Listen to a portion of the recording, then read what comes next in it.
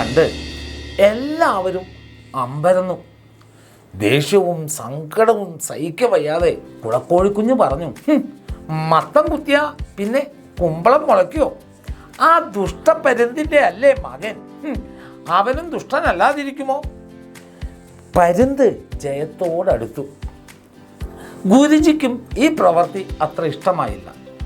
എന്നാൽ എല്ലാവരെയും അമ്പരപ്പിച്ചുകൊണ്ട് ഫിനിഷിംഗ് പോയിന്റിൻ്റെ അടുത്തെത്തിയ പരുന്ത് തിരിഞ്ഞു നടന്നിട്ട് കുഞ്ഞൻ വീണ് കിടക്കുന്ന സ്ഥലത്തേക്ക് ഓടിച്ചെന്ന് കുഞ്ഞനെ എടുത്ത് പൊക്കി അവനോട് പറഞ്ഞു, കുഞ്ഞാ, എന്നോട് പൊറുക്കണം. എൻ്റെ ചിറക് വിടർത്തി നിന്ന സമയത്ത് അത് നിൻ്റെ ദേഹത്ത് കൊണ്ടത് ഞാൻ കണ്ടില്ല. ഇതും പറഞ്ഞ് അവൻ കുഞ്ഞൻ്റെ ദേഹത്തുള്ള മണ്ണെല്ലാം തട്ടിത്തുടച്ച് അവൻ്റെ തോളിൽ കൈവച്ചുകൊണ്ട് അവർ ഒരുമിച്ച് വിജയത്തിലേക്ക് നടന്നെടുത്തു. ഈ കാഴ്ച എല്ലാവരെയും അമ്പരപ്പിച്ച് കളഞ്ഞു. മാത്രമല്ല, ഇത് കാട് മുഴുവൻ പരന്നു.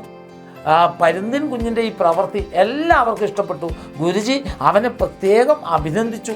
മാത്രമല്ല, ഇതെല്ലാം കണ്ടുകൊണ്ട് തൊട്ടടുത്ത മരത്തിലിരുന്ന മീൻ കൊത്തി പരുന്തിൻ കുഞ്ഞിന് ഒരു വലിയ മീൻ തന്നെ സമ്മാനമായി കൊടുത്തു.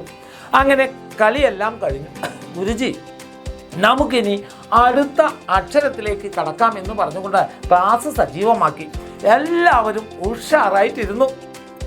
അതിനുശേഷം ഗുരുജി ക, ഖ, ഘ, ഖ, ങ ഈ അക്ഷരങ്ങൾ ഒന്നുകൂടി ആവർത്തിച്ചതിന് ശേഷം അവരോട് അതിനുള്ള ചില വാക്കുകളും കണ്ണാടി, നഖം, ഗംഗ, അതുപോലെ ഘടികാരം, അതുപോലെ മാങ്ങ തുടങ്ങിയ അക്ഷരങ്ങളെല്ലാം ഒന്നുകൂടി പറഞ്ഞു കൊടുത്ത് വാക്കുകളെല്ലാം ഒന്നുകൂടെ പറഞ്ഞു കൊടുത്തിട്ട് അതിനുശേഷം ഗുരുജി പറഞ്ഞു, കുഞ്ഞുങ്ങളെ, ഇനി നമ്മൾ പഠിക്കാൻ പോകുന്നത് ച, ഛ, ജ, ഛ, ഞ ഈ അക്ഷരങ്ങളാണ് എന്ന് പറഞ്ഞുകൊണ്ട് ചേലൻ മാങ്ങയിൽ അതിമനോഹരമായി ആ അക്ഷരങ്ങൾ കൊത്തിവെച്ചു.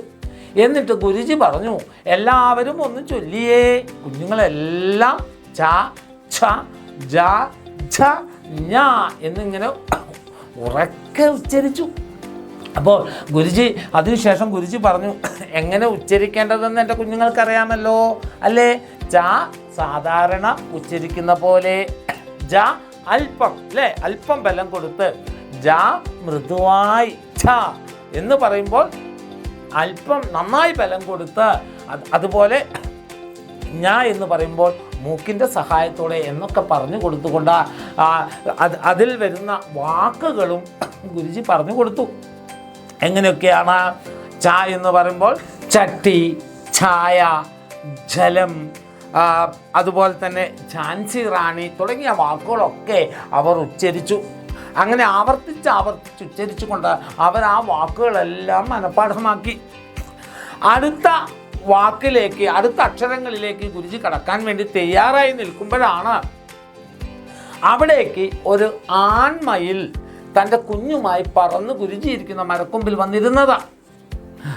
കൂട്ടത്തിൽ പറയട്ടെ, നമ്മുടെ ആൺമയിൽ അല്പം നൃത്തം പഠിച്ച ആളായിരുന്നു. ചില നൃത്താധ്യാപകർക്കൊക്കെ ഉള്ളതുപോലെയുള്ള ഒരു സ്ത്രൈണ സ്വഭാവം അല്ലെങ്കിൽ സ്ത്രൈണത നമ്മുടെ മയിലിൻ്റെ വാക്കുകളിലും ഉണ്ടായിരുന്നു. വന്ന പാടെ ഗുരുജിയോടായിട്ട് പറഞ്ഞു, എങ്ങനെയെന്നറിയോ? ഗുരുജി, എൻ്റെ കുട്ടിക്കും വിദ്യ പകർന്നു കൊടുക്കണം, അതിന് ഞാൻ എന്താ ദക്ഷിണ വെക്കേണ്ടതോ എന്ന് ചോദിച്ചു. മയിലിൻ്റെ ഈ വാക്ക് കേട്ടപ്പോൾ കുഞ്ഞന് വല്ലാത്തൊരു കൗതുകം തോന്നി. കുഞ്ഞൻ ആ മയിലിനെ ഒന്ന് കളിയാക്കണം എന്ന് വിചാരിച്ച് എന്ത് പറഞ്ഞെന്നറിയോ? ഈശ്വരന്മാരേ, അയ്യടാ, ഇതെന്ത് സാധന എന്ന് ചോദിച്ചു. ഇരട്ടമാലം മുണ്ടല്ലേ എന്ന് ആംഗ്യം കാണിച്ചു. ഗുരുജി കുഞ്ഞനെ ഒന്ന് ശാസിച്ചു. അതിനുശേഷം ഗുരുജി പറഞ്ഞു, നന്നായി പഠിക്കുന്ന കുഞ്ഞുങ്ങളാണ് ഒരു ഗുരുവിൻ്റെ ഏറ്റവും വലിയ ധനം എന്ന് പറയുന്നത്. അവരുടെ പഠിപ്പ് തന്നെയാണ് അവർ നൽകുന്ന ഏറ്റവും വലിയ ദക്ഷിണയും.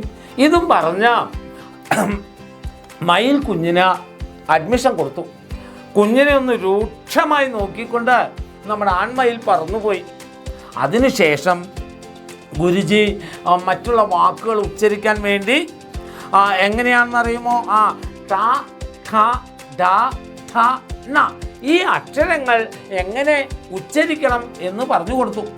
എങ്ങനെ ഉച്ചരിക്കുമെന്ന് ആദ്യം കുഞ്ഞുങ്ങളോട് ചോദിച്ചപ്പോൾ കുഞ്ഞുങ്ങളെല്ലാം ടാറ്റാ ടെൻടെണ്ണ എന്ന് പറഞ്ഞു. ഗുരുജി ചിരിച്ചുകൊണ്ട് പറഞ്ഞു, കുഞ്ഞുങ്ങളെ അങ്ങനെ ഉച്ചരിക്കരുത്. എങ്ങനെ ഉച്ചരിക്കണം? ടാ ഠ ഡ ഠ ന എന്നിങ്ങനെ ഉച്ചരിക്കണമെന്ന് പറഞ്ഞുകൊണ്ട് ഗുരുജി ചില ഉദാഹരണങ്ങൾ എഴുതാൻ തിരിഞ്ഞപ്പോഴാണ് മൈനപ്പെണ്ണിരിക്കുന്ന കൊമ്പിൽ നിന്നും എന്തോ ഒരു ബഹളം, മൈനപ്പെണ്ണിൻ്റെ ഉറക്കെയുള്ള കരച്ചിൽ ഗുരുജി കേൾക്കുന്നത്. ഗുരുജി അങ്ങോട്ട് നോക്കിയപ്പോൾ കണ്ടത് കിങ്ങിണിക്കാട്ടിലെ അക്ഷരമുട്ടുകൾ എന്ന് പറയുന്ന കുട്ടിക്കഥയിലൂടെ നമ്മൾ എല്ലാവരും സഞ്ചരിച്ചുകൊണ്ടിരിക്കുകയായിരുന്നു അല്ലേ. നമ്മൾ ഒപ്പം സഞ്ചരിച്ച ഓരോ എപ്പിസോഡിലും എന്താണ് സംഭവിക്കുന്നത്, അല്ലെങ്കിൽ അടുത്ത എപ്പിസോഡിൽ എന്താണ് സംഭവിക്കുന്നത് അറിയാൻ വേണ്ടിയിട്ട് നിങ്ങൾക്ക് എല്ലാവർക്കും ആകാംക്ഷ ഉണ്ട് അല്ലേ. അപ്പോൾ നമ്മൾ കഴിഞ്ഞ വീഡിയോയിലൊക്കെ നമ്മൾ ഏതൊക്കെ അക്ഷരങ്ങളായിരുന്നു മക്കളെ ചർച്ച ചെയ്തത്? നമ്മൾ സ്വരാക്ഷരങ്ങളൊക്കെ നമ്മൾ കംപ്ലീറ്റ് ചെയ്ത് വ്യഞ്ജനാക്ഷരങ്ങളിലോട്ട് വന്നിട്ടുണ്ടായിരുന്നു അല്ലേ.